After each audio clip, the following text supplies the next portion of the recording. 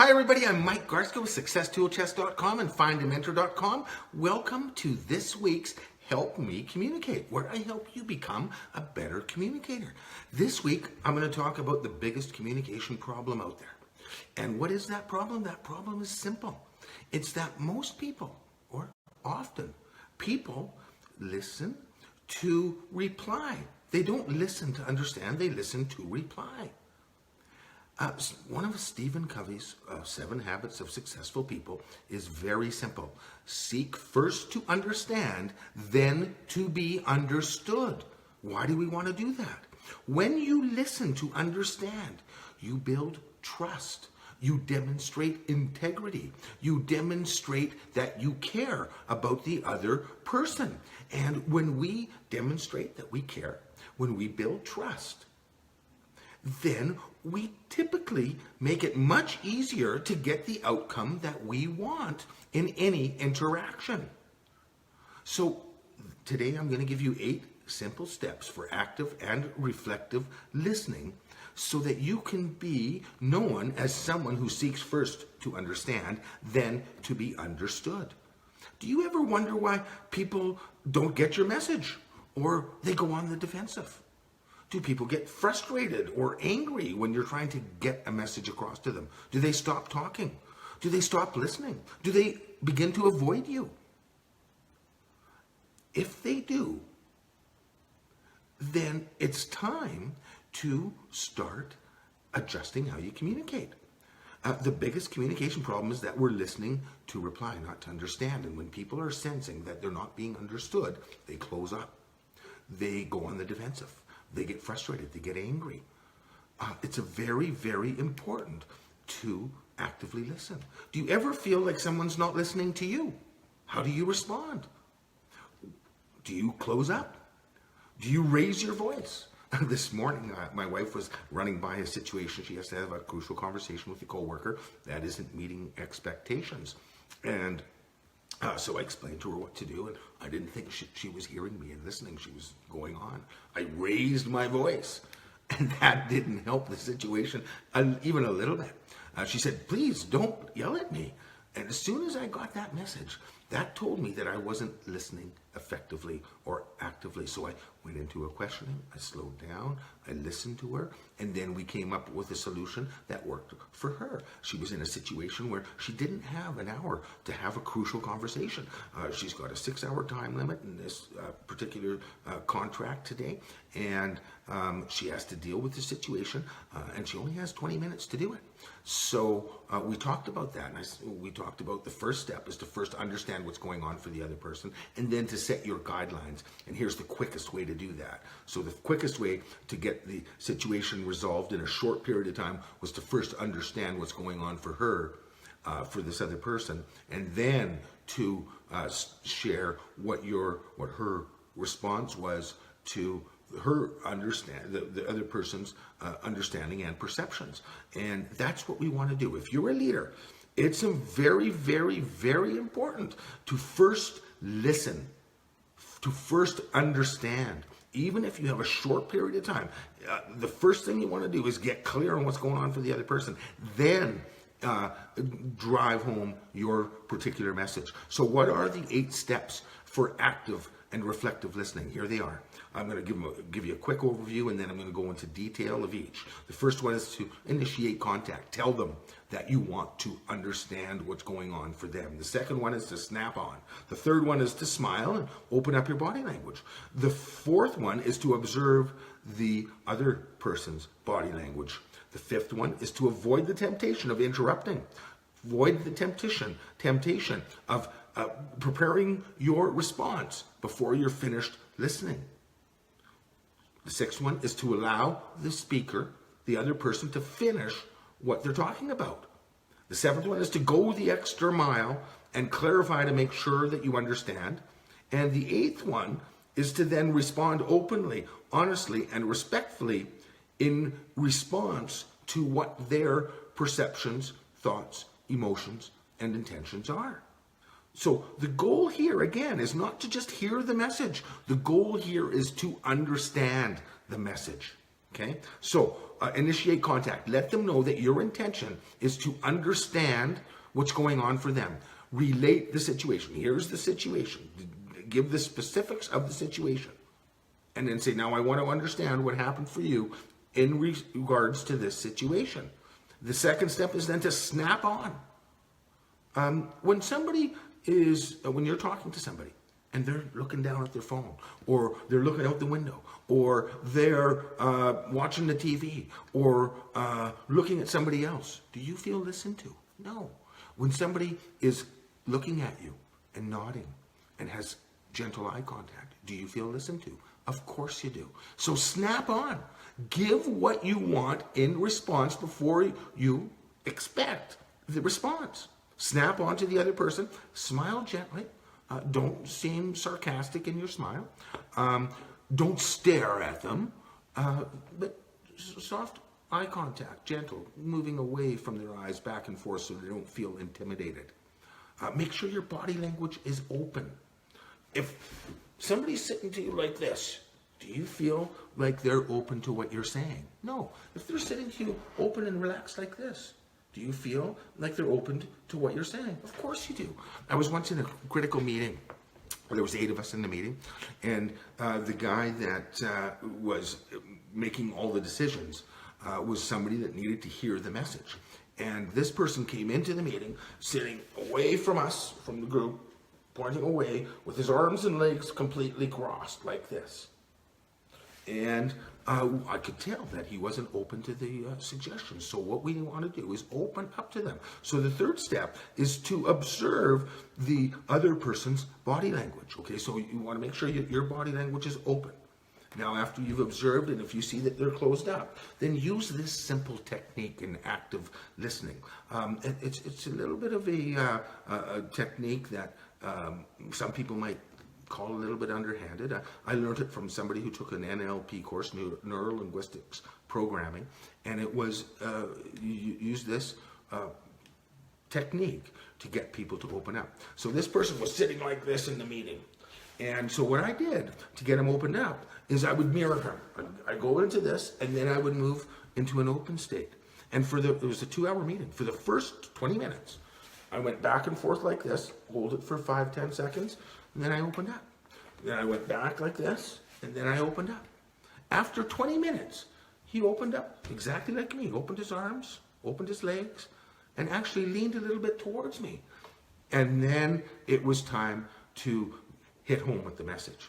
So pay attention. The fourth step is to observe the speaker's body language. If they're not open, acknowledge, or if they're not open, lead them to an open state.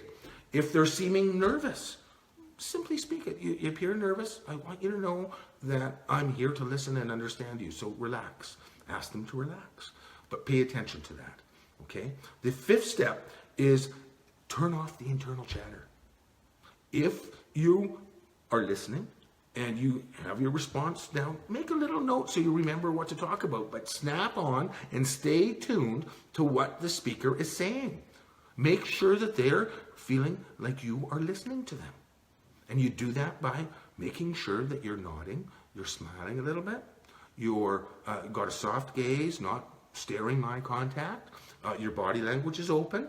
And when they sense those things, people naturally feel more comfortable. So avoid the temptation to plan your response while the other person's talking. Allow the speaker to finish, is number 6, before interrupting or asking more questions. Let them finish what they're saying. Like I say, make a little notes, so that you can go back and ask them to clarify. The 7th step is to go the extra mile. Now, the number 1 rule of success of any type, whether that's at work, at home, in a relationship, or to increase sales, or no matter what the objective is, the number 1 rule for success is to go the extra mile. And if you want to be a successful communicator, go the extra mile in seeking first to understand, then to be understood. What does going the extra mile look like when we're communicating?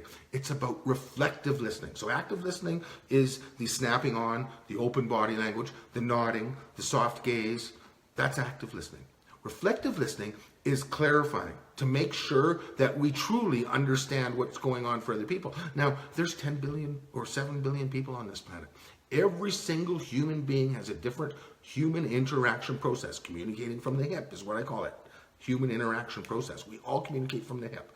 And everybody's hip response is much different than, or often quite a bit different than the other person's. It depends on our experience, how we've grown up. What our communication habits are, what our response habits are. People are creatures of habits, and they're creatures of their past. And it's important to know that the other person's interpretations of a situation may be, and responses to a situation may be much different than mine. And if I want to communicate effectively, I need to understand what's going on for the other person, and they need to understand what's going on for me. We need clarity. If we're making decisions without clarity, we're going to make different decisions than we would if we had clarity. So make sure that you truly understand. Even if you've actively listened, that doesn't mean that you fully understand.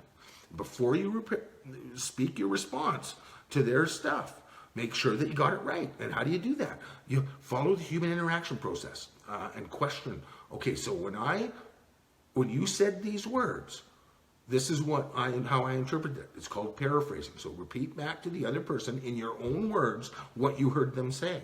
Then ask them, is my interpretation correct? Another method is to either parrot or mirror. Speak exactly what you heard them say. And then say, are those the words that you actually said? Is that what you intended to say? Here's how I interpret those words. And clarify. Make sure you understand perfectly what the other person is sensing. As humans, what we do is we sense, we think, we feel, we intend, and then we act. And our action is in direct relation to what our intention is. And our intention comes out of what we witnessed, what we saw, what we heard, how we thought, our thought process around that, what our feelings were around that.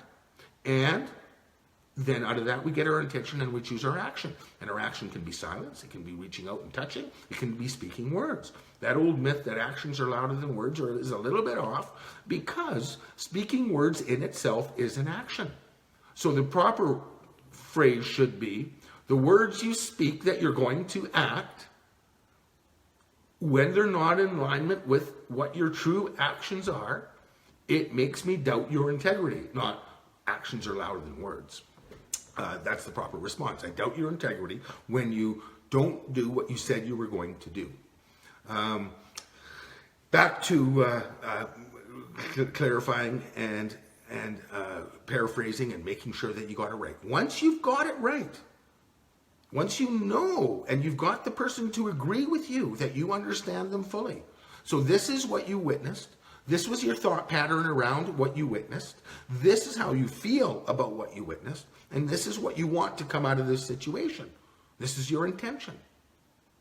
Once you get them saying, yes, that's that's how I'm thinking and that's what I'm feeling, you've got them moving into an affirmative state of being. And so you've taken them to that first step of getting the outcome you want, which is getting them to say yes 3 or 4 times by clarifying that what you understand about what they witnessed, what they saw and heard is correct, by clarifying that you understand what they thought about what they witnessed, by clarifying that you understand how they feel about what they witnessed, and by clarifying what they want out of this situation. You get them to say yes.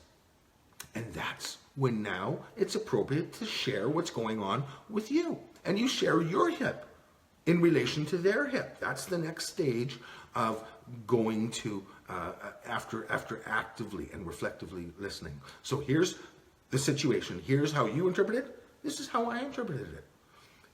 This is my thought process around that. This is my feeling about that situation. And here's what I want to come out of that situation. At the same time, while you're sharing that, you're sharing and acknowledging what's going on for the other person in that same situation. Now, we're getting to understand in this process that there may be difference in how we're perceiving the same situation, how we're interpreting it, how we feel about it, how we think about it. That's okay. It's important that both people understand each other's human interaction process. In that process, we get to agreement. Now, sometimes the outcome is to agree to disagree. Sometimes the outcome is that, hey, this person is not like me. I'm going to separate from this person, and I'm not going to involve myself with this person anymore because it just creates stress for me.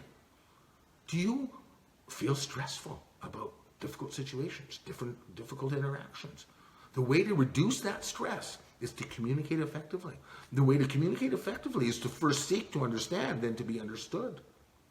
Then to relate your human interaction process to the other person's. So as we go through that process, it's easier to find common ground in that intention part of the process. Do you like to feel understood? Yes or yes? Of course you do. So does everybody else. So begin to understand. First, ask the other person, tell them that you want to listen. Okay? Validate the other person first, then seek to validate yourself. Initiate the contact, snap on, smile, open up, relax, keep your body language open, observe the other person's body language, lead them if you have to, prompt them to feel more comfortable, tell them that you truly want to listen. Avoid the temptation to prepare your rebuttal before the other person is finished. Let them finish before interrupting them. Go the extra mile, paraphrase, clarify, make sure you interpret things correctly. And then respond openly, honestly, respectfully, and authentically. Do you like to deal with people that are honest? Yes. Honesty is a basic human need for people. So is authenticity. When we explore the other person's human interaction process, their hip, their sense, their thought, their emotion, and their intention, we get in touch with honesty and authenticity. When we share our own in relation to theirs, we gain respect. And we demonstrate honesty, authenticity, and respect ourselves. And when we give that honesty, authenticity, and respect, we typically get it in return. Now, like I say, there's times when we have to agree to disagree. We can't find common ground in the intention. Having said that, I know in 99.9% of the mediation sessions that I've done in a work situation, the intentions is what brings people together. 99% of the time when I've mediated relationship issues with a significant other couple, when we start to explore the intentions and we understand each other's human interaction process, we typically find common ground in the intentions and we find resolution. There's times you don't find resolution. Sometimes if you're dealing with your boss, you got to remember that the reality is in business and in our organizations, we have a hierarchical structure. The boss makes the final decisions. That's the way it is. Live with it. As long as we both understand where each other's coming from, and if we agree to disagree, then sometimes we just have to take the boss's direction and do what they want. And if we're not happy with that, go above the boss and have that conversation. Again, seek first to understand, then to understood. So state your situation. If you're having a conversation with your boss's boss and you want him or her to correct your boss, state the situation. Then ask what their interpretation is, what they think, how they feel, and what their intention or what they would want to come out of this situation. Listen first, then share your information. And if your boss's boss is agreeing with your boss, then it's time to either move on, get another job, or suck it up and do what needs to be done. If you're the boss, then it's okay. You know what? This is the way life works. And I've got more experience than you. And you may think that your way's better than mine, but I've got experience and I trust this and I'm the boss and I'm ultimately responsible for what you do. So we're going to do it my way. And if you don't like that, I apologize. But, there's other things that we find congruency on. There's some of the things that we don't. But because I'm responsible for what you do, because I'm your boss and I have to answer to my boss, you're going to do it my way. And that's just the way it is. Sometimes we have to get to that point. If we're not happy with that as an individual, it's time to part ways. If it's a conflict situation and you've seeked and you understand what's going on, you've shared your hip effectively, sometimes it's time to end a relationship. Take care of yourself first. If you're feeling very stressful about a particular relationship, whether that's at work or in your personal life, seek first to understand, then to be understood. Once that process is done, it's time to make a decision. Do I want to continue with this relationship or do I want to move on? So that's your tips for today. Seek first to understand, then to be understood. Use active listening, go the extra mile, use reflective listening. Tune in, snap on, keep open body language, lead the other person to have open body language. That's your tip for today. I hope you enjoyed today's Help Me Communicate. Please like our video, tell your friends, like our video. Post comments. If you have a difficult communication interaction, post the comments. I'll do a talk about it one week. Every Wednesday morning, I'm here at 10 a.m. Mountain Time for a Help Me Communicate session. If you truly want to take your success to another level, do you want to feel less stress in your life? Do you want to approach any difficult communication situation with confidence? Do you want to be able to respond to negative situations instantly in a positive, confident way? Then take our contact communications program at successtoolchest.com. It will give you confidence in dealing with difficult situations that come up instantly. It will give you confidence in planning those crucial conversations that you have time to plan. It will reduce your stress around these difficult communications problems.